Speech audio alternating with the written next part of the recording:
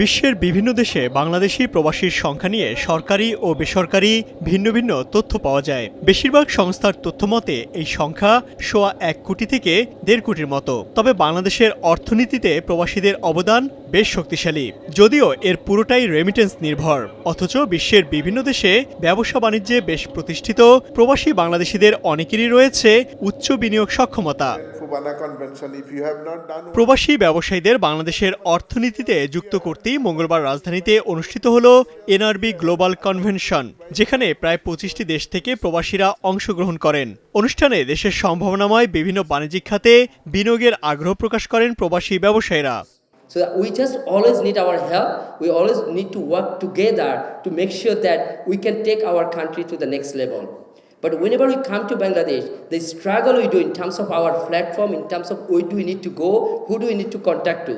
So I think this sort of platform will help us to connect together and collaborate together.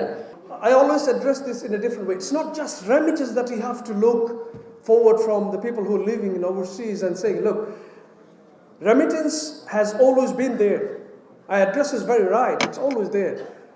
But think from a different perspective. The NRBs have so much to contribute, not just money. Democracy in this country. এ সময় অন্তর্বর্তীকালীন সরকারের পররাষ্ট্র উপদেষ্টা তৌহিদ হোসেন বাংলাদেশের অর্থনৈতিক বিভিন্ন খাতে প্রবাসীদের বিনিয়োগের আহ্বান জানান।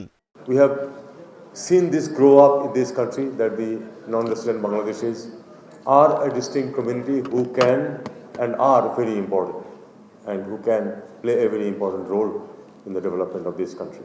Remittances sent by the NRBs is extremely important for the economy of this country. The NRBs, particularly those who are in business all over the world, who are in technology, they have a much bigger role to play in this country. দিনব্যাপী এই আয়োজনে স্বাস্থ্য, শিক্ষা, উন্নয়ন, অর্থনীতি, প্রযুক্তি সহ বেশ কিছু বিষয়ে আলাদা আলাদা সেমিনার অনুষ্ঠিত হয়, যেখানে এসব খাতে প্রবাসীদের বিনিয়োগ সম্ভাবনা তুলে ধরা হয়।